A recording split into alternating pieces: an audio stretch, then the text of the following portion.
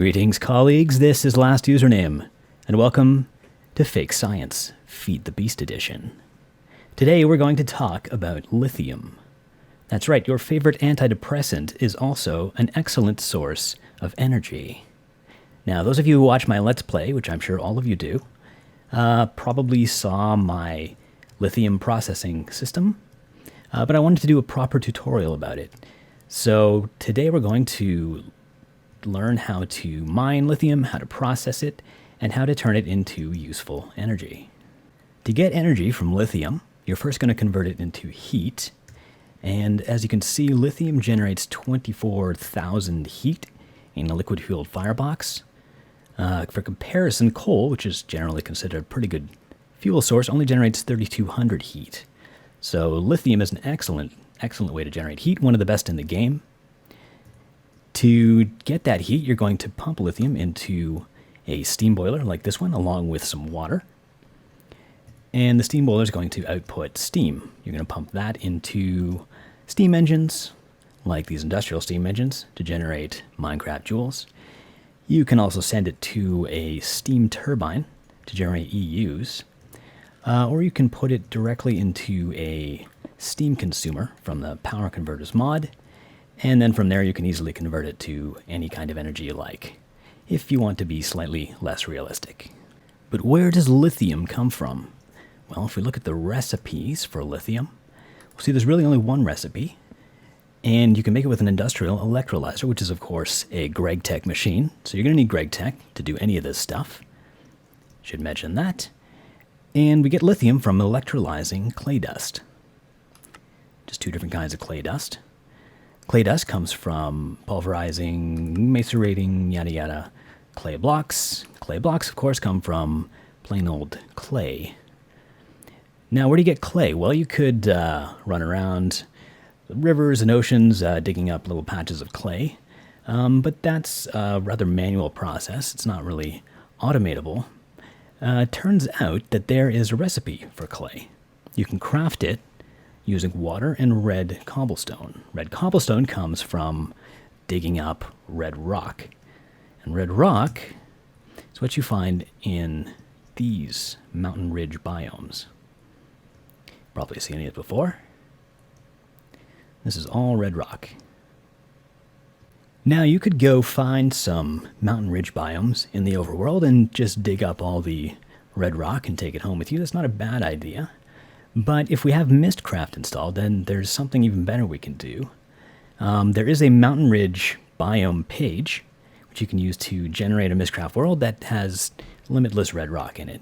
And I've done that here.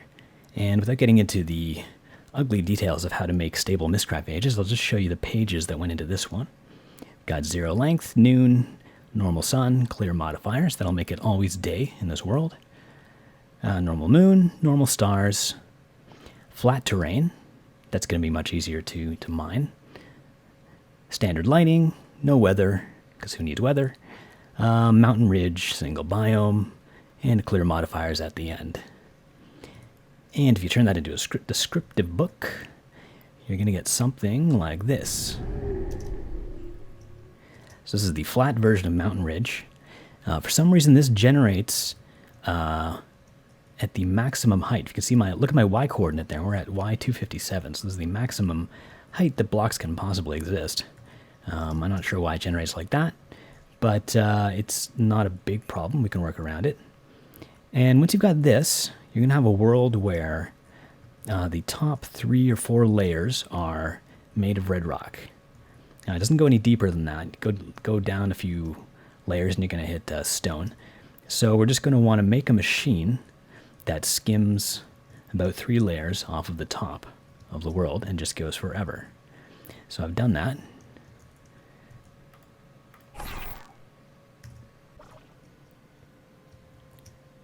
Here it is. It's a relatively straightforward Red Power 2 frame ship. You'll notice that it's solar powered, uses block breakers to pick up the red rock. And it is chunk loaded. There's not one, but 2 chunk loaders here.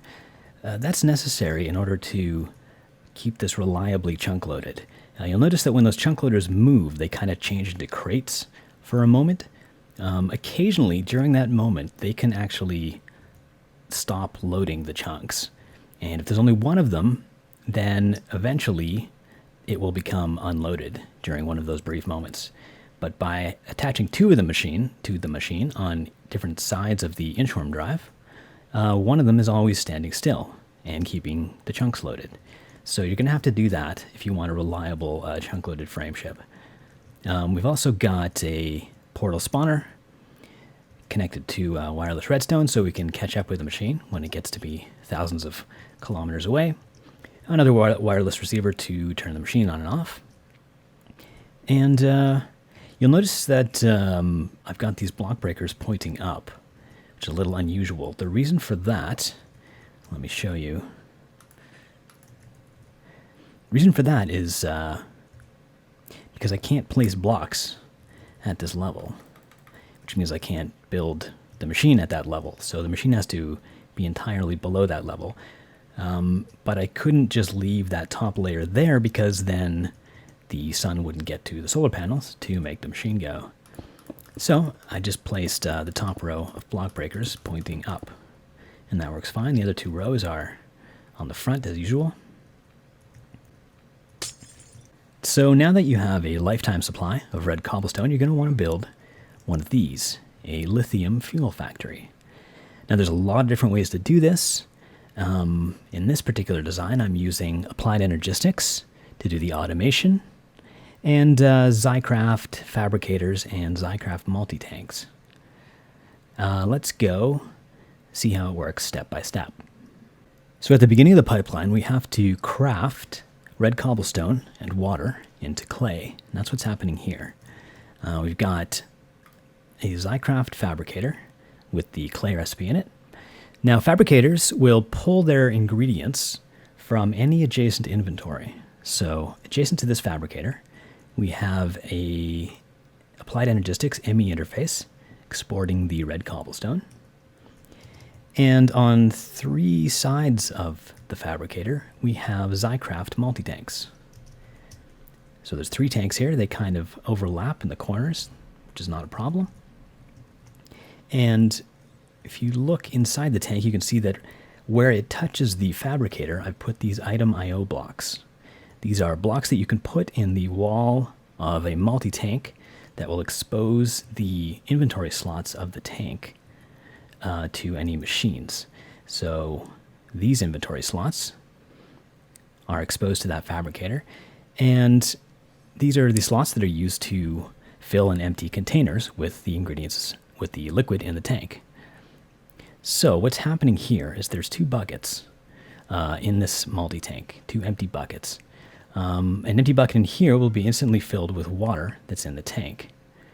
As soon as there's a water bucket available in this inventory, the fabricator will pull it out and use it to craft, and then it will put the empty bucket back into this inventory, and it'll go into this slot right here. And of course we've got three tanks because there's three buckets needed for this recipe.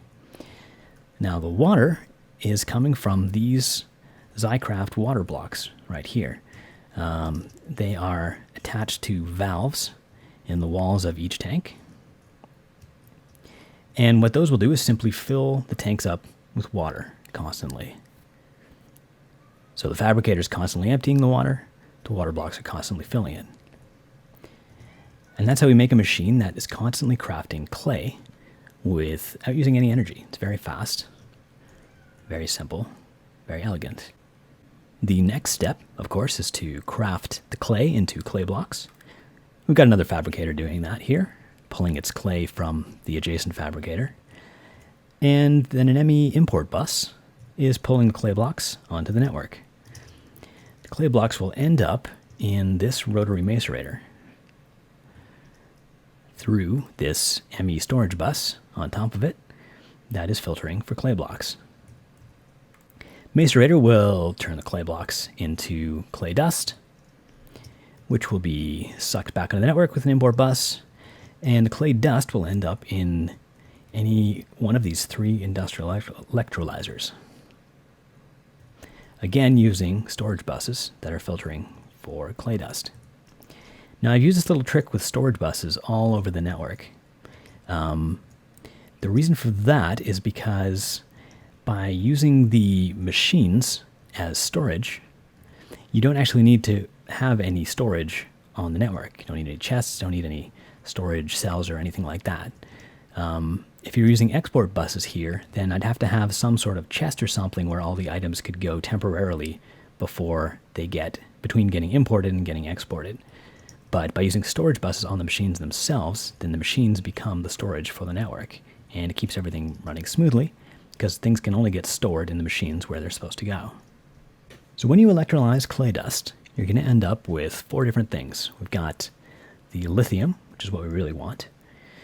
But we're also going to end up with silicon, aluminium dust, not aluminum, aluminium, and sodium.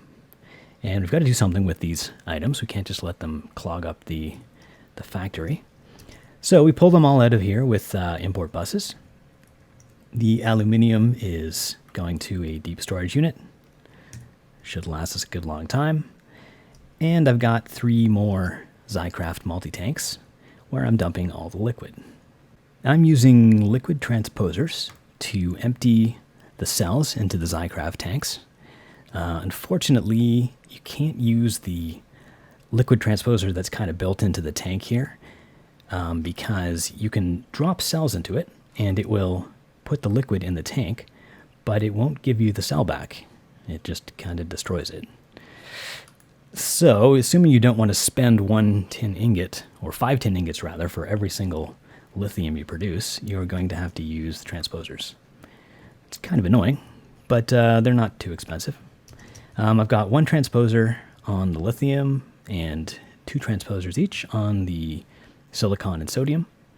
And that's about enough to keep up with 3 industrial electrolyzers. I've also got these overflow valves on the tanks. And that's because if those aren't there and the tanks fill up, which the silicon tank and the sodium tank often do, I mean, you're probably not using those as fast as you're using the lithium.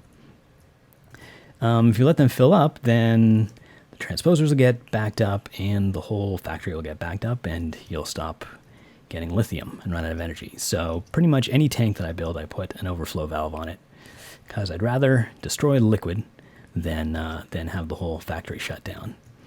So by putting a valve on the top of the tank here, I've made it so that only when the tank is full will this valve have access to the liquid, which is exactly what I want.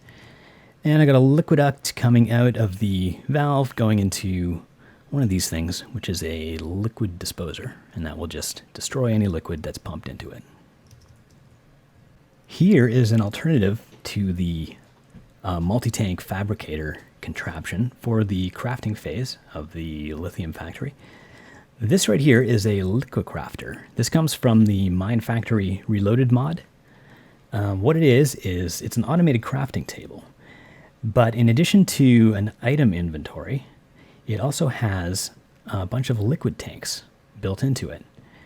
And you can feed liquid into these tanks and it will use that liquid to fill any liquid requirements in the crafting recipe.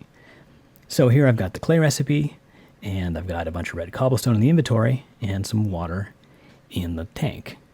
And whenever I give it a redstone pulse from that timer, it'll use those to craft clay. I've got an aqueous accumulator providing the water. So these two together, you get a very compact little clay crafting machine here that also doesn't use any energy. And that is the complete lithium fuel process. Really pretty simple compared to biofuel or diesel. You can use any kind of automation for this. If you don't like applied energistics because you're afraid of it or you don't have it installed or something, you can use Buildcraft pipes or you can use Red Power pneumatic tubes. And I've got an example of that over here. So I've got pneumatic tubes moving all the items around. And we got filters pulling stuff out of the machines. And more filters, these ones in line, making sure that those items end up in the right machines. Other than that, it's just the same setup as that, but using tubes. Might be slightly less efficient, but it does look kind of cool. And that is everything you could ever want to know about lithium fuel.